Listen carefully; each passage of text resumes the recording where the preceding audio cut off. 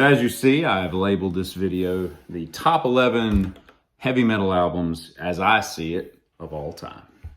A little bit of debate coming up, but that's okay. Hopefully you can at least appreciate what's coming.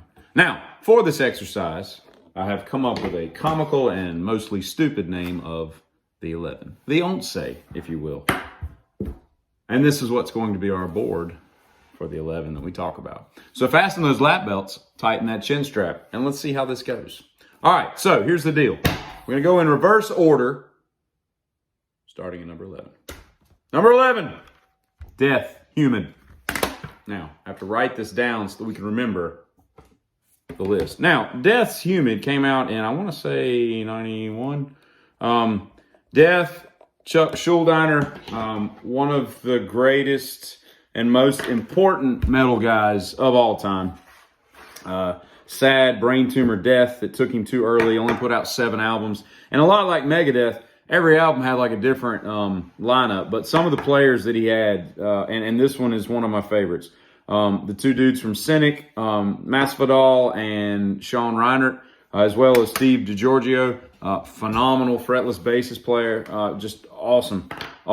Reinhardt's drums, I mean, just the intro to Flattening of Emotions, the way it comes in, it sounds like a modern day version of Hot for Teacher, but cooler. I just love this. I found this album on, as I did many albums, on Headbangers Ball, and in the 90s and late 80s, where people my age came to find new music, and the Lack of Comprehension video came on, and man, I used to tape record that show every weekend on Saturday nights, and then watch it back over, because you never knew what was coming up next. And you know, if you had some song, you know, it wasn't like there was Spotify back then, so you could replay it. But Lack of Comprehension just floored me. That was just awesome. I love it. Death is just a great band. Got a death tattoo. There'll be a common theme with today's thing. The next one, Seasons in the Abyss by Slayer. Now, for me, Seasons in the Abyss is so much better. I should have put an 11, not a 1. Seasons in the Abyss is so much better than everybody's Rain and Blood favorite, right? I just find it to be a greater amalgam of songs. From the beginning, War Ensemble just destroys you, all the way to the title track, Seasons in the Abyss. Just great stuff. Jeff Hanneman is Slayer, in my opinion. His death, you know, kind of put it all to bed for me. Not a huge Kerry King fan, kind of a douche, but and his playing is just not the same. Hanneman he was the evil one. I mean, he had the lyrics and the riffs. All my favorite Slayer songs are Hanneman songs, but I just love this. You know, it's just a great album, and it has the only lineup, in my opinion, with Dave Lombardo, Hanneman, Araya, and King. I mean, that's just the quintessential lineup for me for Slayer. There'll never be another one. Dave Lombardo is one of my favorite drummers in metal, and that was his last album before he came back with Christ Illusion, I think, maybe, whatever. Number 9. Lamb of God, Ashes of the Wake. I have 3 Lamb of God tattoos, one of them being here. And this is the album that got me started on them. Laid to Rest, I heard somewhere. I want to say it might have even been Guitar Hero. Or maybe I was already a fan, it was on Guitar Hero. I don't remember. But Laid to Rest, all I needed to know. Randy Blythe, just, oh man, if you haven't read his book, Dark Days, phenomenal read. Stand-up dude, just a great band out of Richmond, Virginia. And to me, this is their finest hour, although Sacrament is very close and Sturm und Drang is very close. This is the best album of their stuff. And I think that, I know Faded Line is my favorite song by them of all time. I just think that the brutality that comes out of this is just a great album. And these albums for me are ones that I can put on and they just pummel you and brutalize you from beginning to end. They don't stop. There are no weak songs. They are just absolute metal in your face. The next one, my favorite Iron Maiden album, Peace of Mind, which is probably most people's like 3rd or 4th or 5th. Most people say Number of the Beast. I think Seventh Son is a completely underrated album. I think Power Slave is my second one. And then it would be between Seventh Son and Number of the Beast, probably Number of the Beast. But I love Peace of Mind. Maiden is, you can't talk about metal without talking about Iron Maiden. And there's a reason for that. They just do things that everybody who is metal is somehow influenced by. I mean, you look at those early Metallica albums and Kill 'Em All, there's so many riffs that are reminiscent of Maiden and the influence that they brought on. Maiden, you just can't say enough about them. And the cool thing about this album is they made a concerted effort to show that they're not just some satanic crap band that everybody said they were on Number of the Beast. And everything on here, like all these are built on books and poems and Where Eagles Dare is a movie. There's all this literature that plays into it to show these dudes are very intelligent. They're not your dumb rock band kind of guys. They're very, very, very cool. As well, you should read Bruce Dickinson's book because it's really cool. He's a polymath and just a great dude. But Die With Your Boots On, Flight of Icarus, Revelations, Where Eagles Dare, The Trooper. I mean, come on, man, come on! It's just where we're at. That's the best Maiden album, but that's okay if you don't agree. My next one is a newer version of metal, which is one of my top favorite bands of all time, Gojira. And this is Magma, my favorite album by them, although not by much. Mars to Sirius is what got me started on them. I was listening to Pandora. I had like a Sepultura channel or something, and these guys pop up, and I'm like, what is this band singing about whales? And man, L'Enfant Sauvage, all these albums that they do, God, they're just brutal. And this one, they really took it to a different level. There's a lot more layering of different types of metal. It's not as hardcore as just the brutality that came with L'Enfant and the experimentation necessarily with From Mars to Sirius. But this one is just got some great stuff. Just great songs. I can listen to this album over and over and over again. So I'm going to put it down as numero siete. Gojira, which in Japanese means Godzilla, from my understanding. They're a French band, which this will be the only French band that I'm aware of on my list. Moving on to numero seis. Anthrax, Sound of White Noise. I adore this album oh man, it's so good, man. I'm not, Anthrax of the big four are probably my least favorite, only because I was just not a Joey Belladonna fan. There's something about his voice. It seems like, they say he's like the nicest dude in the world. And he loves music, plays anything, can sing anything, whatever. I'm just not a fan of his voice, and I like Rush, I like Primus, but I can't get into Belladonna. Nothing against the dude, but John Bush, now that dude's got a set of pipes. I would put him in the top 10 of metal and rock voices of all time. I mean, that dude, he came from Armored Saint. They recruited him to come on this album. This was Dan Spitz's last album as lead guitarist. And just from beginning to end, just a great, great album. Black Lodge was, and probably Room for One More, only was the first single, but then when I heard Room for One More, I was like, no, that's a beautiful song. Black Lodge is just beautiful. Sodium Pentothal Burst, this is not an Exit, very Alice in Chains-like, but just a great Anthrax album for me. I love John Bush. And here's the cool thing about Anthrax. Charlie, okay? It starts with Charlie, okay? They don't have Charlie in that band as their drummer. I don't care what Scott Ian does. I don't care what John Bush sings. It's just not the same. His syncopations and the way he writes rhythms and stuff is just, oh man, it's otherworldly. He is a very unique drummer. In fact, I was watching one of the guys I follow on YouTube who does drum covers. He did one for, God, it was something off of like We've Come For You All or something like that. And Charlie like commented, and he was like, man, that was a hell of a cover, which is, that's high praise. That's high praise, as Nicolas Cage would say. So, number 6 would be Anthrax. I'm probably going to miss one of these and mess this up because it's the first time I've done the Once, but we'll see how it goes. All right, the next one. That's how a cool story about this one, because this album it pissed me off. It really did. White Zombie, La Sexorcisto. Devil Music Volume 1. There never will be, but I always wish there was going to be a Volume 2 because to me, this is such a perfect album. I remember that I was in some stupid pep rally assembly in 9th grade, I think, and someone handed me this on cassette. He was a drummer. I think he's still a drummer to this day. But anyway, he hands me his cassette. He's like, dude, you got to listen to this. I'm like, you have my attention. And so I pop it into my, what? My Walkman. Yellow Walkman. Sony. Giddy up.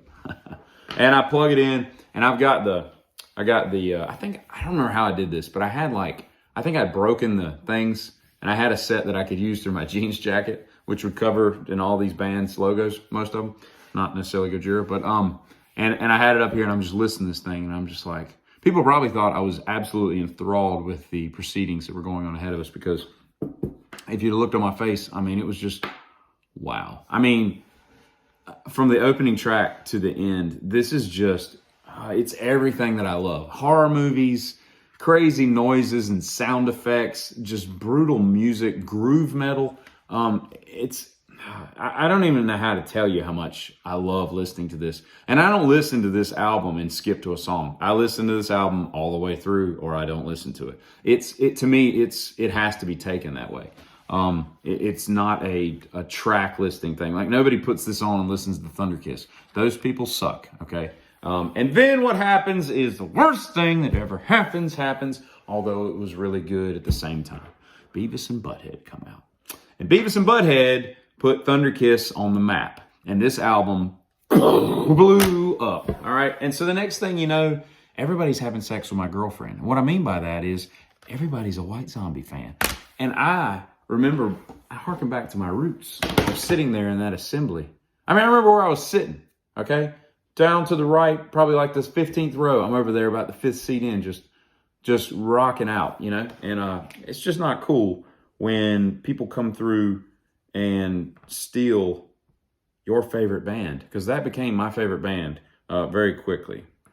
I'm going to put Lost Sex because I don't feel like typing out or writing out Sexorcisto. But yeah, dude, Rob Zombie, if you don't like his films, you suck as a human as well. If you can't appreciate his art, I just love it, man. White people with dreadlocks and all these sleeve tattoos of hard creations and all this stuff on the back, like all this art. He drew all that stuff. Like, he did everything. I remember, I'm almost certain it was him. He came on Headbangers Ball one night, and while they did the show for an hour and a half, he's like painting the set behind it. I'm almost certain that was him, but just a cool dude. Not the best live band. I have a bootleg VHS of them doing this concert probably like a year or so. It was after the Beavis and Butthead, because they had their stage set, you know, to where they had a little bit of money and all, but he barely sings every third word. You know, not the greatest live guy, but to this album, come on. All right, now we're getting down to the nitty gritty. We got 4 albums left. Is that right? 4, 3, 2, 1. Yeah, I kept up. All right, this one, dude.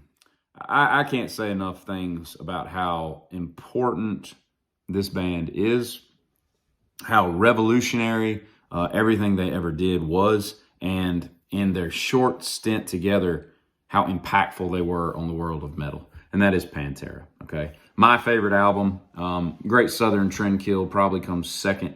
And I've got to tell you, you know, some of the later stuff they did, you know, kind of grows on me. It's not as great as Vulgar and Far Beyond Driven and all that stuff. But this album, man, I had this T-shirt. I had the tab book. I had all this stuff, man. Like, I love this album. And Dimebag Darrell is, in my opinion, one of the most influential metal guitarists of all time. There is something about the way that dude plays that cannot be categorized. It cannot be replicated.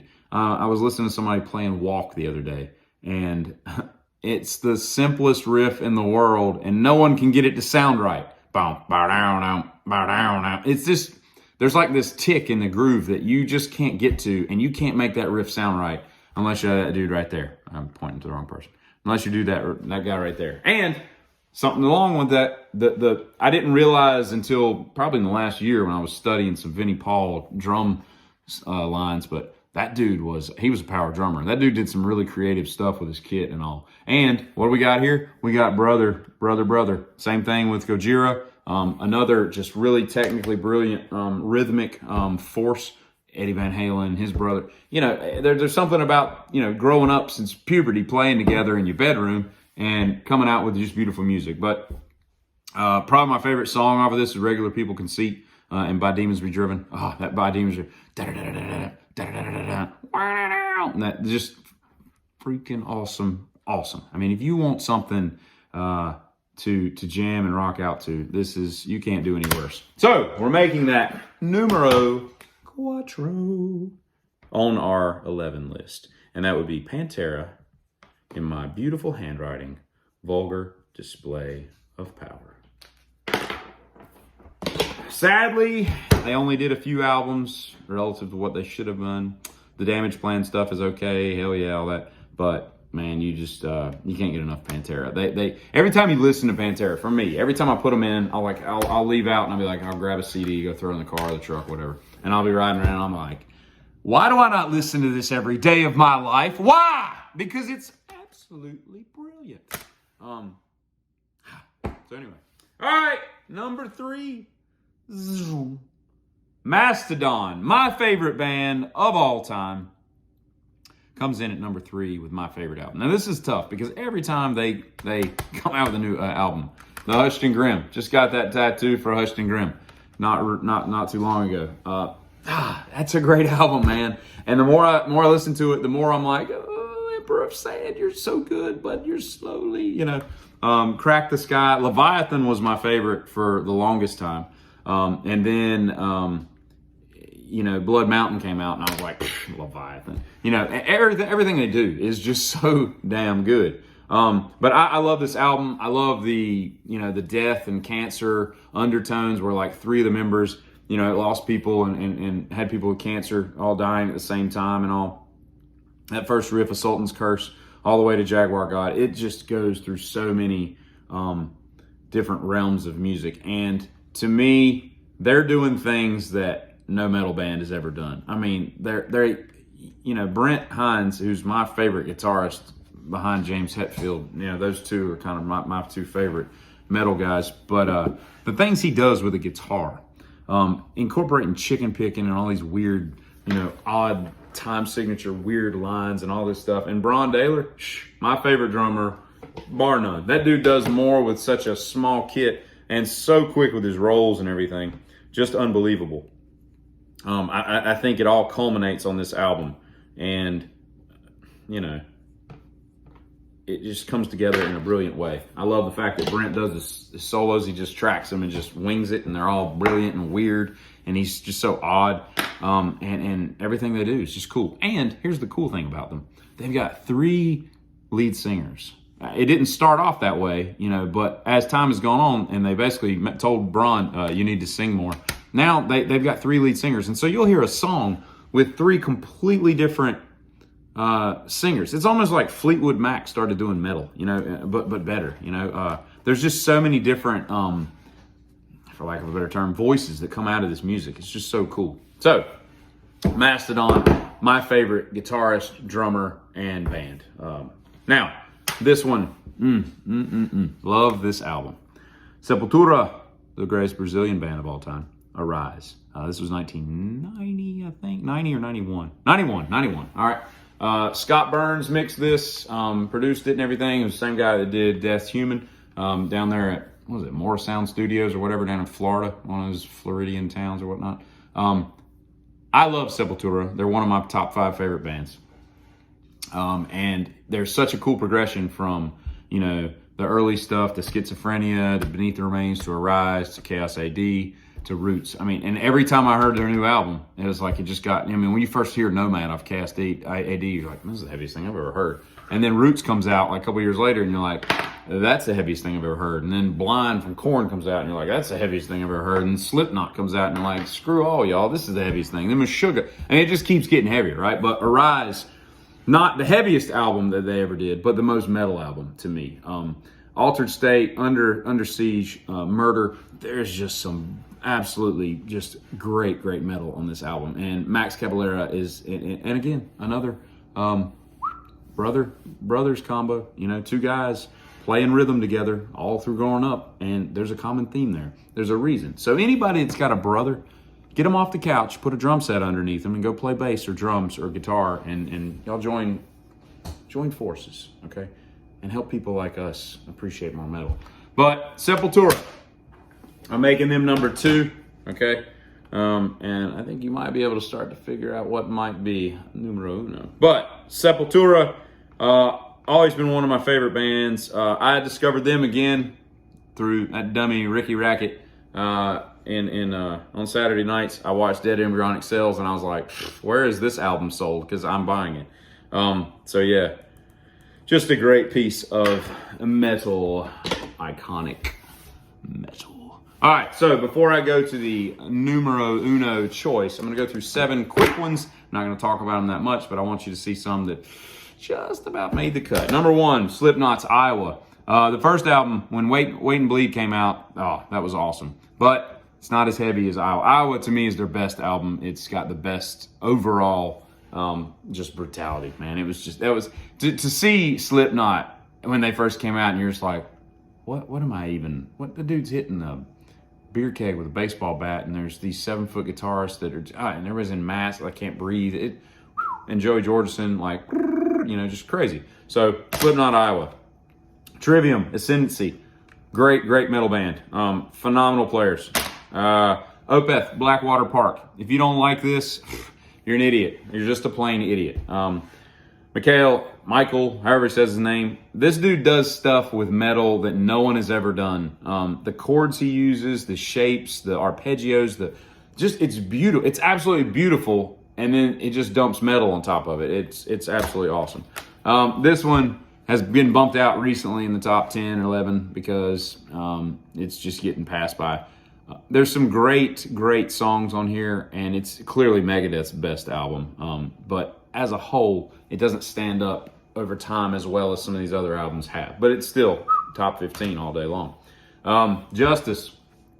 I don't care if there's no bass in it or not. This is just an awesome album. It sounds great to me. If you listen to isolated guitar tracks, this is what James in his prime should have sounded like. His voice is awesome. I like the saturation, the filter they put on it, and it's just got his greatest guitar tone. The drums sound awesome. All that stuff, just great album. Killswitch Engage, The End of Heartache. This is the album that I discovered them with. Love this. Adam is just a very creative dude, and I love the guitar riffs they'd have. And Times of Grace, the offshoot band, awesome. And lastly, Typo Negative, World Coming Down. I like all Typo Negative stuff. One of my favorite bands. Got their tattoo as well. But this is my favorite. Just such great. I'm glad I got to see them in like '96 or whatever when they opened for Ozzy and Sepultura. It was a great show. But drum roll. It's pretty easy. It's Master of Puppets. Okay. Now, Master of Puppets. You may ask yourself. Okay, interesting choice. Actually, it's not, because it's on everybody's list. If you don't know Metallica's Master of Puppets, you don't know metal. Master of Puppets. MOP, for short. All right. I bought this album, and it probably says it on here somewhere. I bought this album through the, the Columbia Music Club, where you give them like a penny, and they give you like 42 CDs, and then you got to pay shipping on each one of them.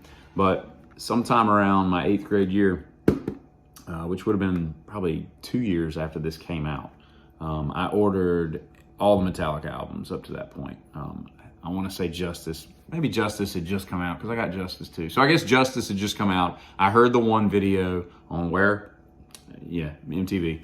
And I was like, ooh, this is awesome. Got to get into this. And I don't understand what everybody is into with this band, but there's something to it. So I went and bought their whole back catalog. Actually learned how to play guitar on Ride the Lightning. That was my main guitar teacher when I was a kid. But bought this one, and from the very beginning, there's just something so magical about this album from the beginning, chords of Battery on that acoustic, to the ending staccato chords of Damage Incorporated. There is not a bad note on this entire album. There is not a bad drum beat on this entire album. There's not a bad vocal. There's not a bad tone. Cliff is just Cliff. Oh, I can't. There's been too many things said about Cliff that I can't add to. He's just awesome. And he was so much of what this band became. If you look at the progression of them from Kill 'Em All to Ride the Lightning and this, Ride the Lightning was trying to be this, but they weren't there yet. They hadn't figured it all out. They hadn't put it together. There were pieces of brilliance, you know, the creeping death breakdowns and, you know, the solos. I mean, Ride the Lightning solo, that should have been on Justice. It's so dang long and all and complicated and put together well, constructed, you know. This is where it all came together. And then Cliff dies and they got to restart. And they did a great job with Justice and coming back, you know, don't get me wrong. But this album just does not stop. It does not stop being brilliant. It does not stop being masterful from beginning to end. And it's on everybody's top whatever of greatest metal albums of all time. And there's a reason for that, because it's perfect. There's also a companion book. One thing about Metallica that's so awesome is they put out some of the coolest stuff for their fans, man. The box sets, the DVDs, the books, the you know, the B-side albums, the, you know, whatever. Everything that they do is just really geared towards the fan and what they would have wanted when they were 16. You know, I can't tell you how many times I've watched Cliff 'Em All on VHS. I'm surprised it still plays. I've watched it so many times. I studied that. Like it was an orthodoxy when I was a kid, you know? So it goes with no surprise that Master Puppets is the greatest album of all time. If you want to know what metal is, just put this on, throw some headphones on, and call it a day. Because it'll tell you everything you need to know. So that's my slide whistle interpretation of the 11. The Once, a giddy up.